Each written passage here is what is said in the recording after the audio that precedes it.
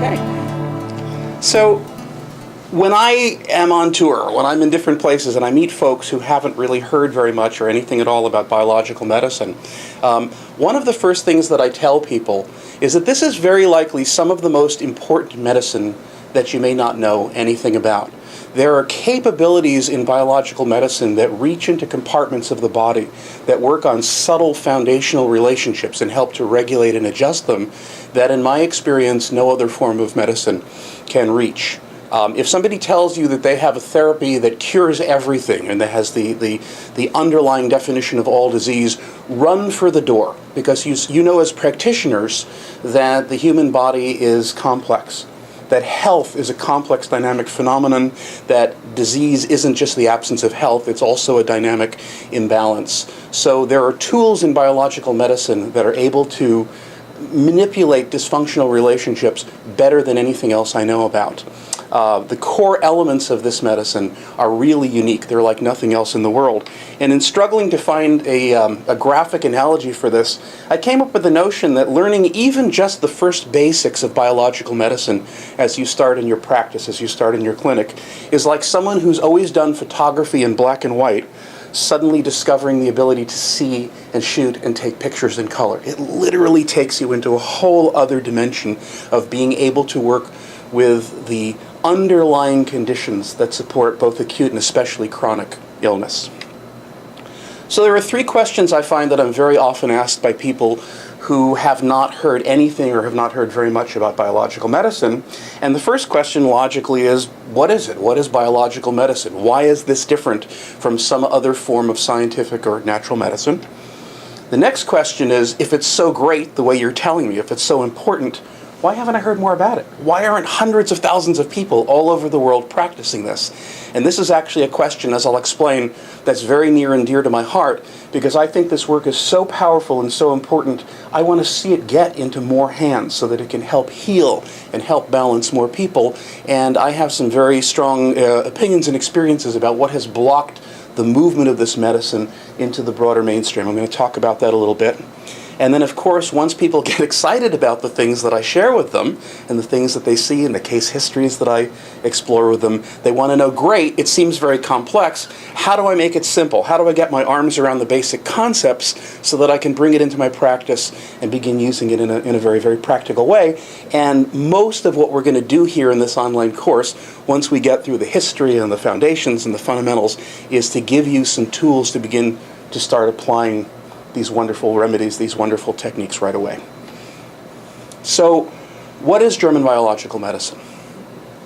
The term biological medicine really refers to any kind of therapy that works in harmony with the body's natural processes to restore them, and does so in a way that's informed by good biological science.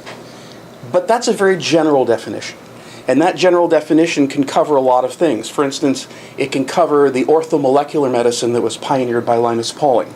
Orthomolecular meaning the right chemical. And Pauling focused on not just finding the levels of vitamins and minerals and other nutritional cofactors that were important to prevent deficiency and disease, but also the ones that were important to get optimal health. So orthomolecular medicine can be thought of as a kind of biological medicine. Functional medicine, that was pioneered by Helmut Schimmel and in the United States by Jeffrey Bland, is a systems approach to the way biological systems work, not just isolating individual disease components seen as separate entities, but trying to understand relationships between things. That's biological medicine. And then, of course, there's biological terrain medicine, which looks at the soil chemistry of the body. And the history of this is actually quite interesting. There was an agronomist named Carey Reams who got into the science of the chemical nature of the soil that best supported crop growth. It was able to do astounding things with increasing crop yields, and he was eventually persuaded to apply that same soil chemistry thinking to the human body, and was able to come up with a system. It was a little bit arcane, and in more recent days it's been made much more scientific and streamlined by folks like Dr. Robert Greenberg. But all of this biological terrain or internal milieu kind of therapy works with adjusting the soil chemistry, the interior ecosystem of the body, and that's also an important element of what we're going to talk about.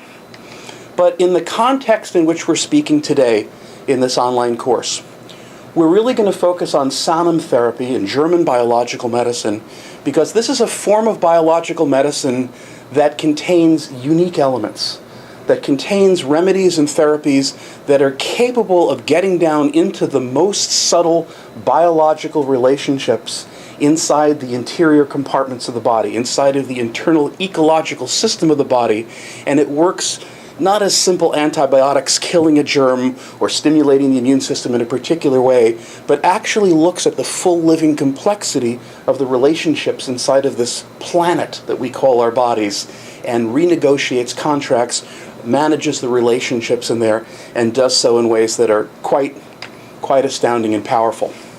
So this kind of biological medicine, sometimes called German biological medicine, or isopathic biological medicine, or Enderlein medicine, or Sanem therapy, they're all different terms, feeling the elephant from the different parts, they're describing the same thing, can be thought of as a fully integrated and very scientifically grounded system of holistic therapy. It's also a powerful way, as I said, to address imbalances on very subtle, very foundational levels in the interior ecological system of the body. It is an effective way to restore the integrity of critical relationships in the immune system, the endocrine system, the nervous system.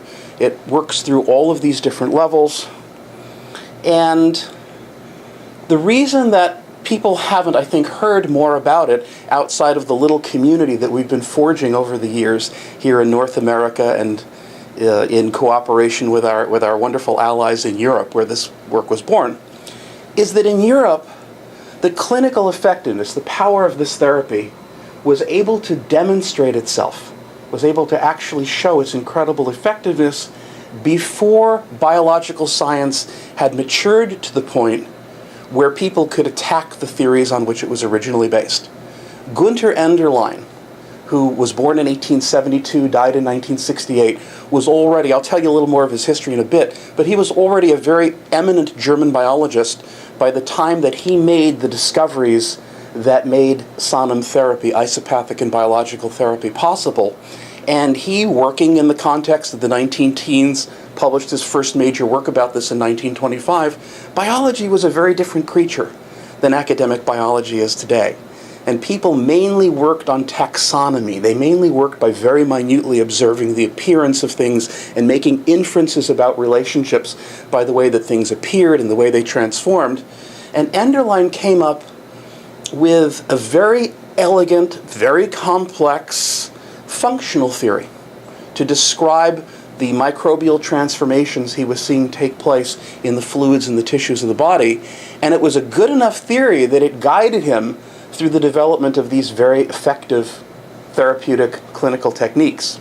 The problem is that when we try to translate Enderlein's 1925 theories into 21st century biology, where we understand at a biochemical and molecular and cellular and genetic and evolutionary relationship, we try to take his work in the context of current contemporary science, it seems naive and outdated. So what's happened is in Europe, where this therapy had an opportunity to establish its effectiveness, people said, it works. I don't care if the theory doesn't seem right to you. It works wonderfully. We're healing people every day in our clinics. When this work has tried to move into other parts of the world, now it's judged first by many people against the backdrop of contemporary biological science, and people say, no, Enderlein's theories can't possibly be right, and therefore they throw the baby out with the bathwater. In rejecting the theoretical framework, they wind up rejecting the therapy, which is extremely sad because the therapy is so profound and so powerful, as I've seen through the thousands of cases that I've worked on, and as everyone who has embraced this therapy and taken into their clinics have seen. So if I seem sometimes to have a little bit of missionary zeal, it's because I've spent a lot of the last 15 years trying to work out a new theoretical understanding that reconciles the visionary, pioneering work that Enderlein did with the tenets of modern molecular, cellular, evolutionary, and genetic biology. That work is called ecobiotics. We're not going to go into that today, but I want to assure you that there are people who are working on transforming the theoretical framework so that this work can get into more hands and can have the credibility to do more wonderful healing work around the world. So the sense in which the Pliocyanum Therapeutics, the German biological medicine, fits into the biological medicine paradigm is that it works with the biological terrain. It works with what I like to think of as the interior ecological system of the human body. And by the way, it's the mammalian body in general. There are many veterinarians who are doing this with their large and small animals because the part of the biological systems that this works on essentially overlap with all mammals.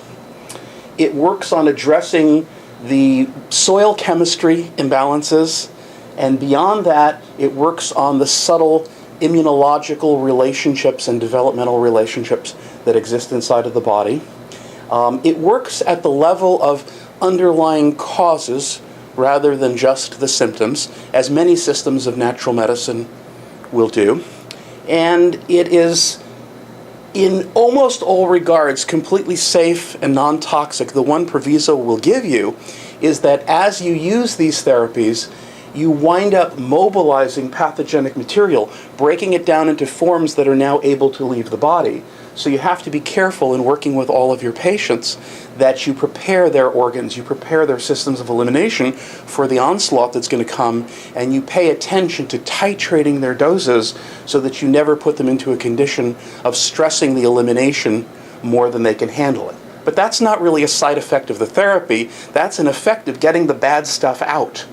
And any therapy that does that is best used when it takes into account the fact that you're going to be mobilizing toxins and stressing the systems of elimination. Stuart, just to also add to that point, some of the bacterial or the immunomodulatory remedies, we're actually looking in some cases to stimulate and provoke an immune response. So sometimes in addition to the elimination that we're seeing, we also may see a fever or some type of reaction and classify that as a good thing. Right. So regardless though, having the emunctories open and being supporting the body so that the eliminatory pathways are going to best serve the body, then that's great too. You know, that's a great point. We've gotten into this habit of telling parents that if your child has a fever, the first thing you have to do in being a good parent is get that fever down. And of course, up to a certain level, fever is the body's natural mechanism for changing the temperature characteristics of the milieu and making it unfavorable to the pathogens that are thriving and that are causing the infection. And one of the reasons that we see so much sustaining of chronic infection now, one of the many reasons, is related to the fact that doing fever suppression all throughout childhood actually locks a lot of the pathogenic tendencies into the body. And within the new theoretical framework that I've worked out can actually show in very exact terms how many of those patterns are maintained in certain dysfunctional protein morphologies and so forth. This is also a therapy that's suitable for the entire age range, from the very young to the very old. This is a wonderful therapy for expectant moms to clean up their terrain so that they pass on less of what in various traditions are called miasms, and again can be explained in very specific molecular and scientific terms in the context of this work. And it's also a wonderful therapy for prevention. I know that whenever I have dental work, I go in and I cleanse the terrain of the kinds of pathogenic families that are likely to be stimulated by the dental work. I've done a lot of work, pre-surgical work, for people where I do manual therapy and lymphatic cleansing of the area that's going to get surgery, and then they have their surgery, and as soon as the tissues have had a chance to knit together again, we apply a remedy called Pleomuc in an ointment form and also systemically with capsules or suppositories, and the surgeons are always amazed that the level of scarring is way below, sometimes only 5 or 10% of what they expect to see, because we've restored communication and cleansing into those tissues at such a fine level that the cells in the adjacent parts of the surgical wound are able to recognize one another without becoming choked with the fibrin and other products of the traumatic injury from the surgery, and they heal with astonishing completeness.